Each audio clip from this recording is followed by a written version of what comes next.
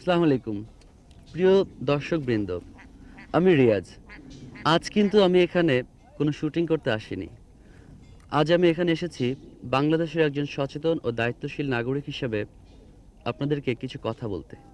আশা করি আপনারা খুব ভালো আছেন।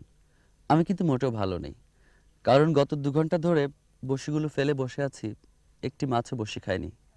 অথচ বেশ বছরখানেক আগেই বড়শি ফেললেই প্রচুর মাছ পেতাম।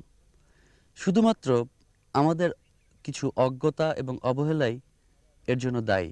আজকে আমাদের নদী, নালা, পুকুর, জলাশয় সবগুলোতেই মাছের হাহাকার। কিন্তু একসময় ছিল যখন আমরা ছিলাম মাছে ভাতে বাঙালি।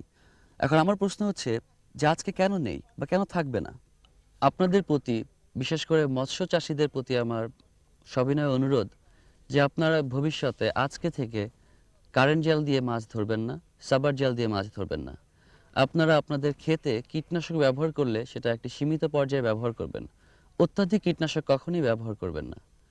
এই অধিক কীটনাশক ফসলের জন্য যেমন ক্ষতিকর, তদ্রূপ মৎস্য সম্পদের জন্য কিন্তু সমান ক্ষতিকর। আমি জানি আপনারা আমাকে অত্যন্ত ভালোবাসেন। আপনাদের এই ভালোবাসার দাবি নিয়ে আমি আপনাদেরকে একটি অনুরোধ করতে চাই যে আজকে থেকে আপনারা আমার কথাগুলিকে একটু রাখার চেষ্টা করুন। দেখবেন যে আমরা আবার মৎস্য সম্পদে অত্যন্ত সম্পদশালী হয়ে যাব এবং বলতে পারবো যে আমরা মাছে ভাতে বাঙালি। এবং আমাদের দেশের মৎস্য সম্পদ রক্ষার দায়িত্ব আপনার, আমার, আমাদের সকলের।